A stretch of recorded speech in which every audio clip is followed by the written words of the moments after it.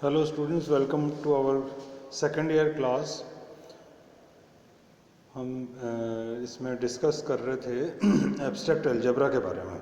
तो abstract algebra में जो अपन आगे चले थे तो ग्रुप की कोटि और उससे आगे फिर किसी अवयव की कोटि, ऑर्डर ऑफ एन एलिमेंट से आगे हमको चलना था। तो पिछले टर्न पर हमने इसकी डेफिनेशन वगैरह सारी देख ली थी कि ग्रुप की कोटि और किसी एलिमेंट की कोटि में फ़र्क क्या होता है, किसी ग्रुप के एलिमेंट के कोटि किस तरह डिफाइन करते हैं, ये सब बात हम कर चुके थे। अब एक बड़ी इम्पॉर्टेंट थ्योरम जो यहाँ हम प्रूव करने जा रहे हैं वो है कि order x inverse is equal to order a for all x belonging to g। ये थ्योरम जो है हम प्रूव करने जा रहे हैं कि ऑर्डर एक्स इनवर्स का निकालते हैं तो वो ऑर्डर a के बराबर ही आता है, कोई सा भी, for all x belonging to g। ये थ्योरम है। तो बहुत इंपॉर्टेंट थ्योरम है, इसको एग्जाम के पॉइंट ऑफ से आप इंपॉर्टेंट समझ के अच्छे से तैयार करें। तो ये थ्योरम को कैसे हम आगे अप्रोच करते हैं वो देखने वाली बात है। तो क्या कहते हैं कि माना कि अवयव a की कोटि n है, अर्थात n वह छोटी से छोटी संख्या है कि a की पावर n बराबर e। ठीक है, तो हमने सबसे पहले क्या माना, इसमें माना कि अवयव a की कोटि n है। अवयव a जो है उसकी जो ऑर्डर है वो n है। तो ऑर्डर की डेफिनेशन क्या थी? ऑर्डर की डेफिनेशन ये थी कि एक एलिमेंट a का ऑर्डर n कहलाएगा यदि n वह छोटी से छोटी संख्या है कि अगर a की पावर n किया जाए तो e मिल जाए, such that a to the power n बराबर e, where n is the least positive integer. तो हमने अभी सबसे पहले क्या मान लिया इसको प्रूव करने के लिए थ्योरम को कि a की पावर n बराबर e है, यानी a की कोटि n है।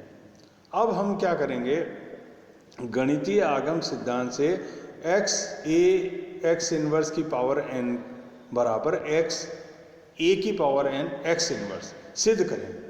ये सिद्ध करेंगे अपन। तो ये क्या है एग्जैक्टली उसको देखने की कोशिश करें अपन कैसे सिद्ध कर रहे हैं कि एक्स इनवर्स की पावर हमने कहाँ से स्टार्ट करी, पावर 2 से स्टार्ट किया। तो इसका मतलब ये होगा एक्स ए एक्स इनवर्स और एक्स ए एक्स इनवर्स दो बार मल्टीप्लाई होंगे या दो बार ऑपरेट होंगे।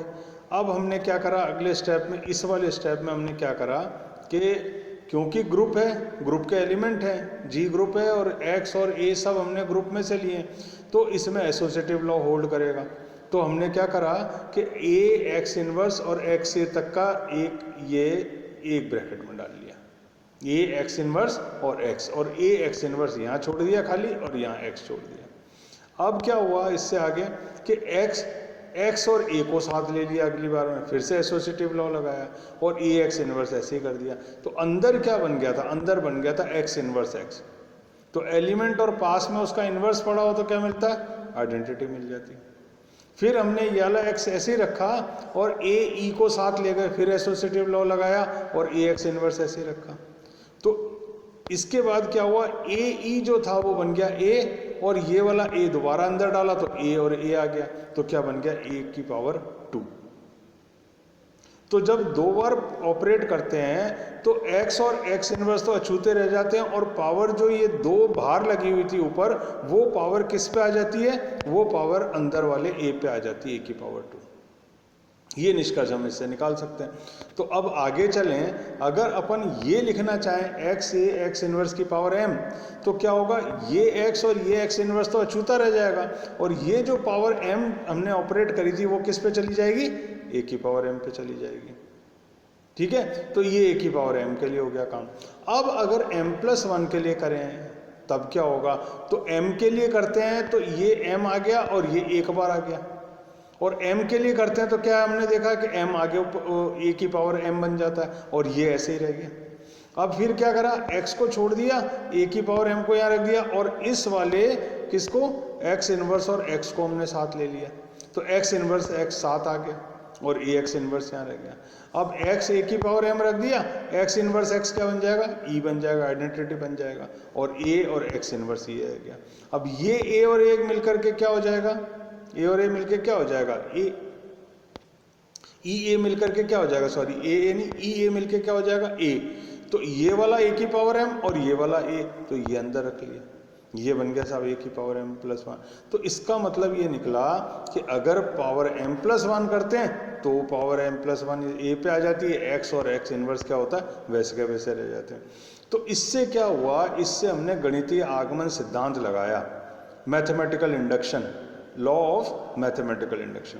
तो गणितीय आगमन सिद्धांत से अपन ये कह सकते हैं कि हम अगर x इनवर्स की पावर n निकालें तो सिर्फ a पे पावर आती है n और x इनवर्स खाली रह जाते हैं। किसके लिए, for all n belonging to n the set of natural numbers. तो यहां तक हमने सिर्फ एक काम करा है कि ऐसा होता है, यहां तक अभी हम पहुंचे। अब अगला स्टेप है इस थ्योरम का। तो अगला स्टेप क्या है साहब, अब माना कि ऑर्डर a बराबर कितना है आपके n और ऑर्डर x इनवर्स ax बराबर है m। अभी शुरू में हम कॉन्ट्राडिक्शन मान के चल रहे हैं कि इन दोनों का ऑर्डर सेम नहीं है, इसका ऑर्डर अलग है, इसका ऑर्डर अलग है। बाद में हम m बराबर n प्रूव कर देंगे तो यानी दोनों के ऑर्डर समान आ जाएंगे। तो हमने क्या करा, x इनवर्स की पावर n ये आया, x a की पावर n, क्योंकि ऊपर देख चुके हम यहाँ से ये वाली चीज आ गई, और x a की पावर n कितना होगा, a की पावर n होगा e, क्योंकि यहाँ हम लिख चुके हैं a की पावर n बराबर e, ऊपर लिख चुके हैं कि ऑर्डर a का कितना है n है, तो ये a की पावर n बराबर e लिख दिया। तो e चाहे x के साथ ऑपरेट कर दो चाहे x इनवर्स के साथ ऑपरेट कर दो, क्या आना है, वही एलिमेंट आ जाना है। तो x इनवर्स क्या हो जाएगा फिर से बच्चों, x इनवर्स हो जाएगा फिर से e। तो इसका मतलब एक बात तो सही हो गई कि x इनवर्स पे जब पावर n लगाते हैं तो आइडेंटिटी मिल जाती है, यानी x इनवर्स का ऑर्डर या तो n होगा या n से छोटा होगा। तो हमने क्या लिख दिया, वही बात, order x inverse less than n। और ऑर्डर x इनवर्स हमने कितना माना है ऊपर, वो देखें आप, x इनवर्स हमने क्या माना है कि इसका ऑर्डर मान लो कि क्या है, m माना है हमने। ऑर्डर x इनवर्स का क्या माना है हमने, m माना है। तो इसका मतलब क्या आ गया, इसका मतलब ये आ गया कि x इनवर्स जो है ये इसकी जगह हम क्या रख सकते हैं, m रख सकते हैं, ठीक है। तो ये ऑर्डर x इनवर्स x को क्या रख दिया हमने, m। तो एक बार तो हमको चीज मिल गई, क्या, m is less than equal to n, ठीक है। m is less than equal to n जब मिल गई तो अब हम क्या करते हैं कि अब आगे बढ़ते हैं, कैसे, कि ऑर्डर x इनवर्स दोबारा फाइंड आउट करते हैं। अगर ऑर्डर x इनवर्स बराबर m है तो हम क्या करें, m घात इस पे चढ़ा दें तो आइडेंटिटी मिल जानी चाहिए, ठीक है। डेफिनेशन क्या ऑर्डर की, कि अगर ये चीज हमने लिखी तो हम इस m को a पे चढ़ा सकते हैं, इस पूरे x इनवर्स को क्या कर सकते हैं, m लिख सकते हैं पावर में, और आइडेंटिटी हमको आंसर मिल जाएगा। अगर ऑर्डर x इनवर्स का क्या है, m है, तब हम ऐसा लिख सकते हैं।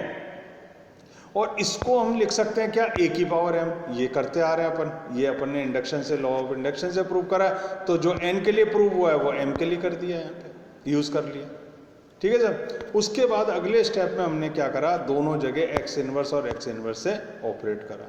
तो अब इन दोनों x इनवर्स को साथ ले लो, ये आ गए, a की पावर m ऐसे ही रह जाएगा, और ये वाला x इनवर्स x एक साथ आ गया, ये आ गया, और ये पूरा मिला के क्या बन जाएगा, आइडेंटिटी बन जाएगा। तो अब ये x इनवर्स x है और क्या है, x इनवर्स x, ये दोनों आइडेंटिटी बन जाएंगे। तो लास्ट स्टेप में आप देख रहे हो e a की पावर m, e बराबर e। तो e चाहे लेफ्ट से ऑपरेट करो चाहे राइट से ऑपरेट करो, आंसर क्या आना है, a की पावर m बराबर e आंसर आ जाना है। अब अपन अगले इस पे चलते हैं। तो a की पावर m बराबर e अपना जब यहाँ आ गया, ये आ गया a की पावर m बराबर e, तो हम क्या कह सकते हैं कि ऑर्डर a जो होगा less than equal to m होगा। इससे ये जो चीज लिखी है इसको डेफिनेशन से लिख सकते हैं ऐसा कि ऑर्डर a की पावर m अगर e आया है तो हम ये मान सकते हैं कि ऑर्डर a जो है less than equal to m होगा। और ऑर्डर a हमने माना है n ऊपर शुरू में, तो n is less than equal to m आ गया। तो एक में तो हमने प्रूव करा था कि n is greater than equal to m, और दूसरी इनइक्वालिटी में हम प्रूव कर रहे हैं n is less than equal to m। तो 1 और 2 जब मिलाएंगे तो क्या बन जाएगा हमारा, n बराबर m बन जाएगा। ठीक है, तो n बराबर m बनते ही क्या लिख देंगे अपन कि ऑर्डर a बराबर order x a x inverse. ये बहुत इंपॉर्टेंट थ्योरम है, इसको एग्जाम पॉइंट ऑफ व्यू से जरूर याद कर ली जाए ठीक से। अच्छा साहब, उसके बाद इसका एक उपप्रमेय और है, तो उपप्रमेय भी देख लेते हैं अपन। क्या कहता है, यदि समूह यदि ए तथा बी किसी समूह जी के अवयव हों तो ऑर्डर ए बी बराबर ऑर्डर बी है। रिवर्स कर देंगे तो भी ऑर्डर सेम रहेगा। तो कैसे प्रूव करा, प्रूफ देखें आप कि इसमें हमने कहा ये चीज फाइंड आउट करते हैं, बी अंदर ब्रैकेट में ए बी और बी इनवर्स। तो क्योंकि ग्रुप है तो एसोसिएटिव लॉ होगा, तो पहले दो पे ब्रैकेट लगा दिया, दूसरे दो को ब्रैकेट में ले लिया। कर सकते हैं ऐसा बिना ऑर्डर चेंज करें। ये बी ए का बी ए रह गया, बी बी इनवर्स क्या हो गया, ई हो गया। फिर बी ए को ई के साथ ऑपरेट करा तो आ गया बी आ गया। तो उपरोक्त प्रमेय से क्या होता है, उपरोक्त प्रमेय से ये सिद्ध होता है कि ये मान सकते हैं अपन क्या, कि अगर ए बी को एक सिंगल एलिमेंट मान लें और सिंगल एलिमेंट ए बी यहाँ रख दिया, और बी को क्या शक्ल दे दें, एक्स की जैसी शक्ल दे दें। यही तो पढ़ा ना, ये पढ़ा ना, बीच में ए है, बीच में ए है, तो बीच में अपन ने ए बी और ए बी मान लिया बीच में। देखो ध्यान से, बीच में क्या है, यहाँ पे ए है और यहाँ भी ए है, अपन ने यहाँ ए बी बीच में लिया, ए बी बीच में ले लिया।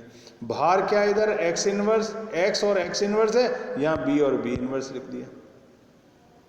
तो इसका मतलब क्या निकला, इसका मतलब ये निकला कि ए बी और बी ए के ऑर्डर समान है। क्यों, क्योंकि अपन ने यहाँ क्या प्रूव कर दिया, B A B B inverse is equal to B A. यानी ये वाली जो चीज है ये किसके बराबर आती है, ये बी ए के बराबर आती है।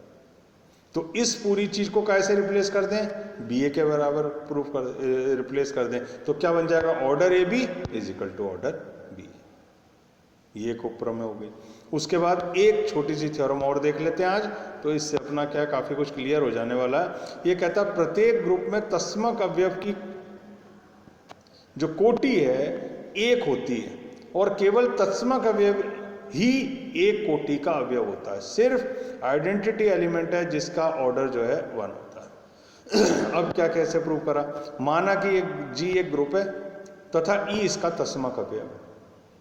ठीक है, अब चूंकि ई की पावर 1 को अपन क्या लिख सकते हैं, ई, और ई सबसे छोटा इंटीजर है ही है पॉजिटिव, तो ऑर्डर ई बराबर क्या हो गया, 1।